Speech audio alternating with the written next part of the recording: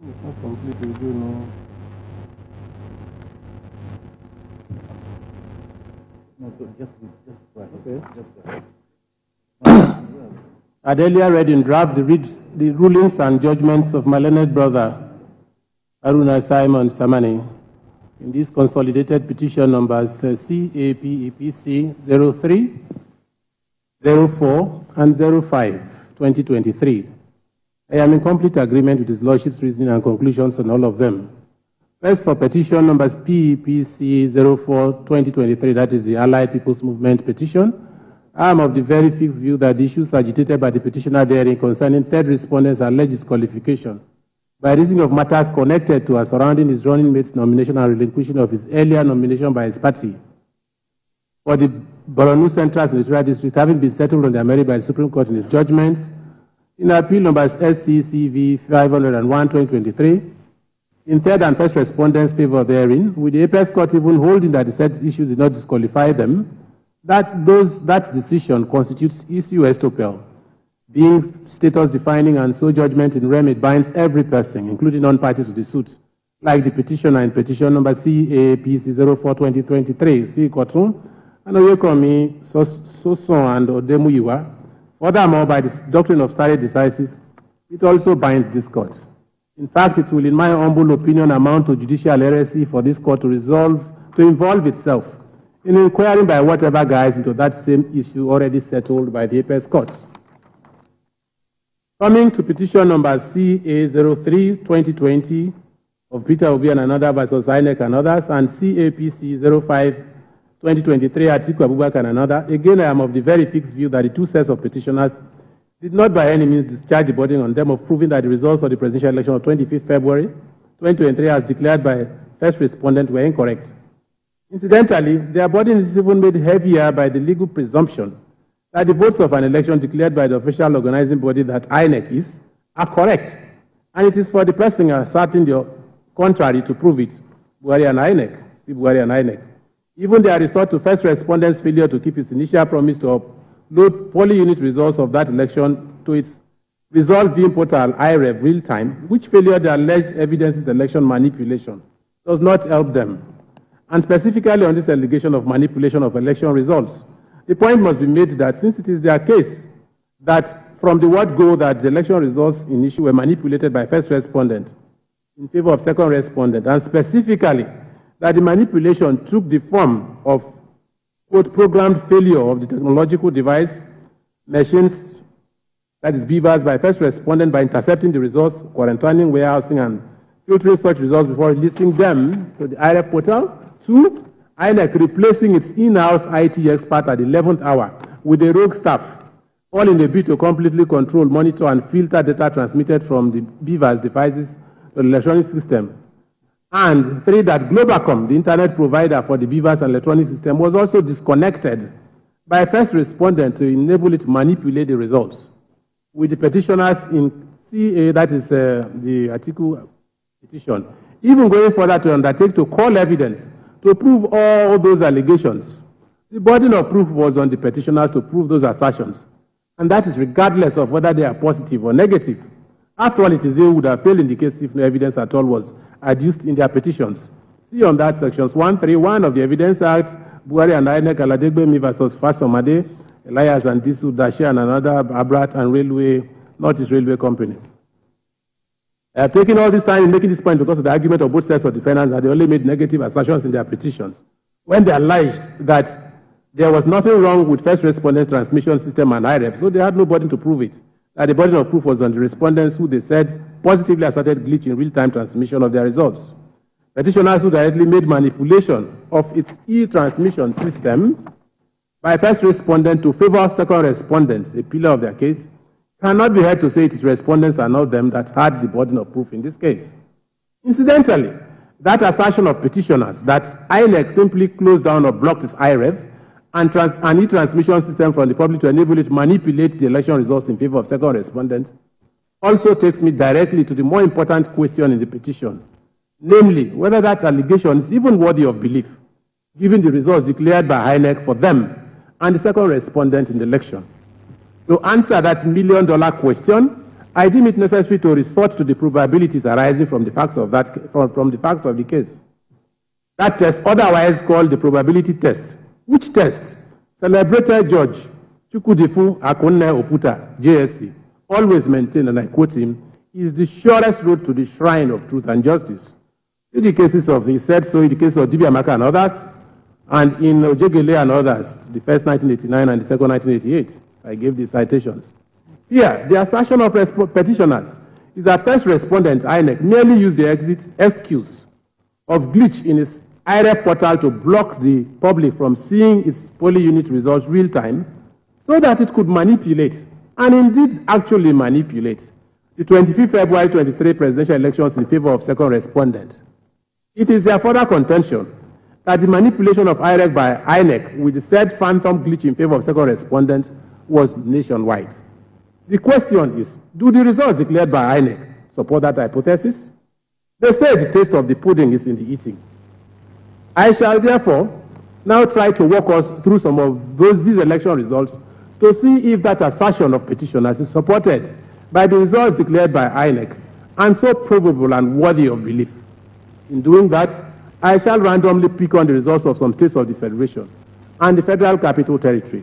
I shall be relying on the state summary of the results, that is from ECD, declared by INEC and has also attached their petition by the petitioners in CAPC 05, that is Atiku's case, which result was also tendered by both sets of petitioners and respondents.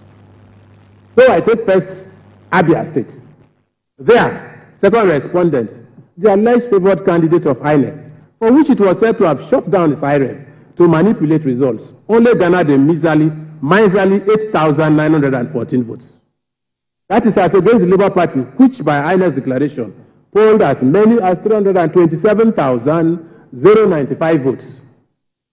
Even the other set of petitioners, complainants, the PDP and its candidates, scored more votes in Abia than INEC's purported favored candidate.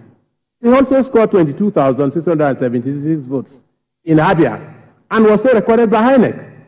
Those votes alone are close to 3 times the votes of second respondent, for whom INEC was said to have manipulated results by closing down its IREF, so that the public would not witness its manipulative activities in favor of second respondent.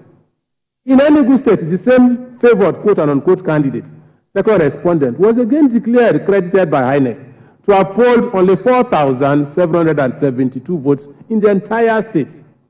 Meanwhile, the Labour Party and its candidates were again declared by manipulative and quote-unquote and unfriendly INEC to have scored as much as 428,690 votes in that state. In the same Enugu, PDP and its candidates was also declared by INEC to have polled 15,745 votes, a number that is also nearly 3 times the votes of the so-called favored second respondent. In Anambra State, the same purported favored candidate, second respondent, was declared by his alleged friend INEC to have scored only 5,111 votes. Meanwhile, the Labour Party, whose candidate, first petitioner in CAPC, I must take judicial notice of, vide Section 124 of the Evidence Act, is from that state, again was declared to have polled as much as 584,621 votes. Again, like Enugu State, the PDP and its candidate was declared by INEC to have polled 9,036 votes, a number that is also nearly double the votes of, quote, INEC-favored, end quote, second respondent. In neighboring Delta State, the same INEC-favored candidate, second respondent, was declared by INEC to have scored 90,180 votes.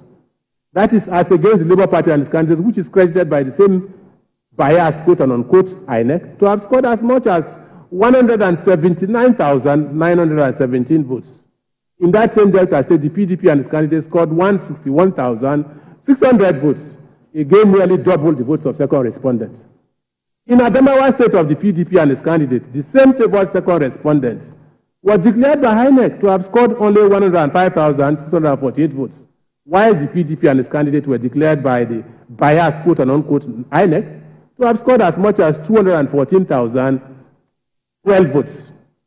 In Imo State, the same purported INEC-favored candidate, second respondent, was declared by INEC to have scored only 66,406 votes, while the Labour Party and its candidate is declared by the same INEC to have polled as much as 360,495 votes. In Ebonyi State, the Labour Party again scored as much as 259,738 votes. That is as against alleged INEC favored second respondent, who by INEC's declaration, that is his friend's declaration, again polled a relatively miserly 42,402 votes. The PDP is said to have scored 13,503 votes there. Even in Lagos State, where second respondent was once held sway as elected governor, the Labour Party and its candidate was again declared by bias, quote and unquote, INEC to have beaten second respondent with almost 10,000 votes. Labour Party was declared by INEC to have polled 582,455 votes as against 572,606 polled by second respondent and so declared by INEC. It is a similar story in the federal capital territory of Abuja, where INEC has its headquarters and supposedly carried out, directed, all its, quote, manipulative and biased activities in favor of second respondent that petitioners claim he did in the election. Second respondent and his political party still lost there. In fact, by the result, second respondent friendly, quote and unquote, INEC declared in the federal capital territory of Abuja, second respondent could not even make 25% of the votes, total votes cast there. He was said to have polled only 90,902 votes.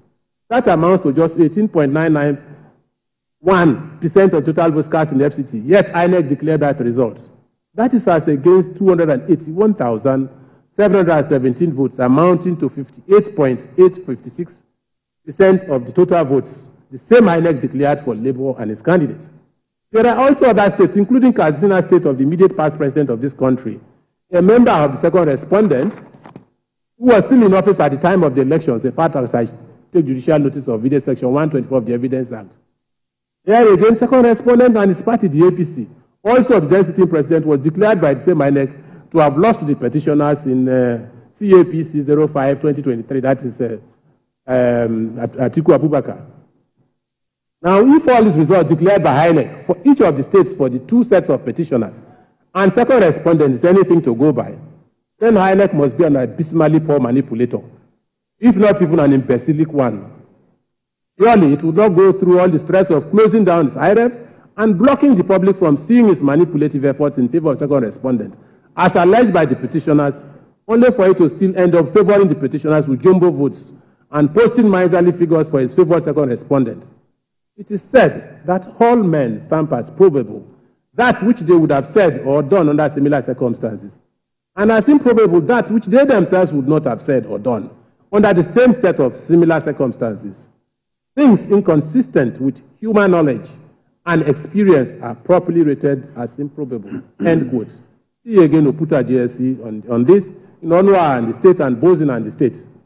At any rate, why did any of the two sets of petitioners not tender even a single polling unit result issued by INEC to their polling unit agents to support their claim of manipulation of election results by INEC, even as they all agreed that they had agents in the polling units?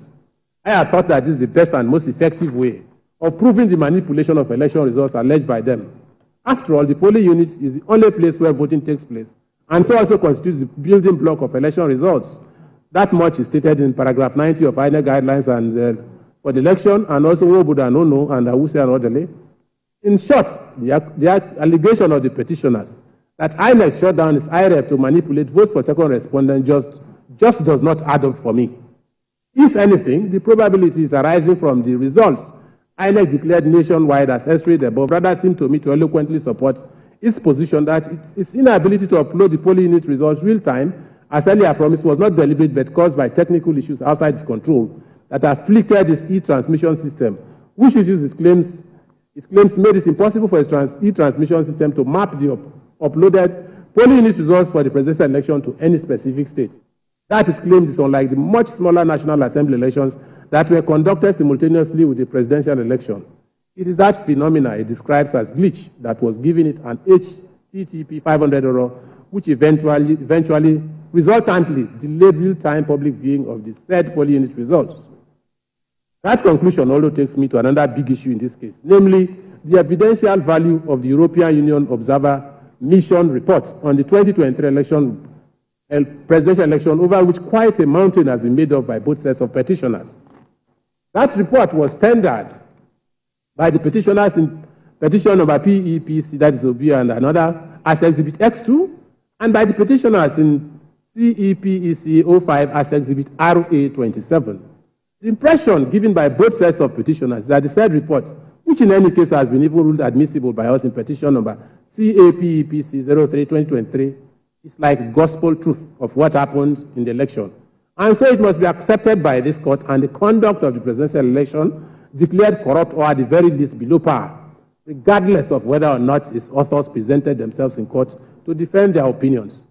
That stance, I am afraid, is a non sequitur. It's a complete non sequitur.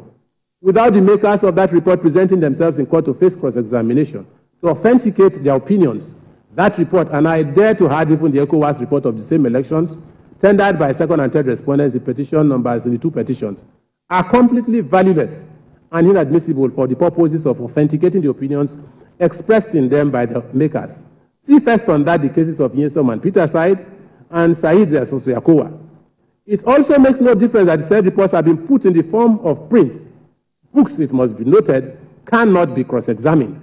On this, I find support in the celebrated case of Idudu and others versus Okumagba, where the Supreme Court, 1976, where the Supreme Court had this to say, and let me quote what the Supreme Court said. It said, as for the law involved in Idudu and Okumagba, we would like to point out that it is now well settled that there are 5 ways in which ownership of land may be proved.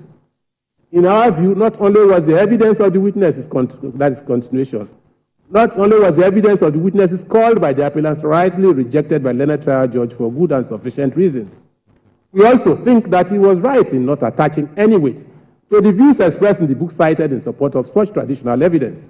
As Lionel Brett JSC, as event was rightly in our view once pointed out in a learned address given by him at the University of Lagos to the Nigerian Association of Law Teachers, smaller quote again, the courts are not to be hypnotized by the authority of print. The crucial fact is that books cannot be cross-examined, either as to the opinions expressed or as to the claims of the author to have special knowledge. If the author is living, there is no reason why he should not be tendered as an expert when this difficulty would vanish. More quotes, end quote of that side. Then the Supreme Court went on to say, moreover, none of the authors of these books in that Kumagba's case testified in support of the views stated therein, and no explanation was given for the omission. For all these reasons, we share the apprehensions of the learned trial judge about the value or weight of the traditional evidence as narrated by each of these authors, particularly as the authenticity and impartiality of the sources of their narratives cannot, for obvious reasons, be easily ascertained, end quote. I wanted to say that is the exact same situation we are confronted with here as regards both the European Observer Mission report and its brother ECOWAS Election Observer report. For purposes of proving the opinions expressed in them by their makers, neither of them is of any higher value than the mere sheets of paper on which it is recorded. And for those who, like the petitioners, are enamored by the now very familiar patronizing judgments passed on elections, regularly passed on elections, by European election observer missions every 4 years, even as the same Europeans have maintained a deafening silence on the never-ending complaints of former President Donald Trump, that the year 2020 presidential elections of the United States that saw him out of office was also a fraud, it may interest them to know that Sir Justice Lionel Brett, who made the comment cited approvingly by the Supreme Court in Okumagba's case that I read above, was also a European. He's British. He was British. I think I intend to stop here. I think I've said enough. It is for these few additions, but much more for the far more illuminating reasons advanced by my brother Haruna Samani JSC, his rulings and judgments, which reasons I concur with without reservation, that I also hold all 3 consolidated petitions not proved and thereby enter another dismissing all of them, and I find the declaration of second respondent Bola Ahmed Tinubu by second respondent as the person duly and properly returned winner of the 25th February 2023 presidential election of this country and duly elected president of the Federal Republic of Nigeria. I also abide by all other consequential orders, including that as the cause contained in the leading judgments.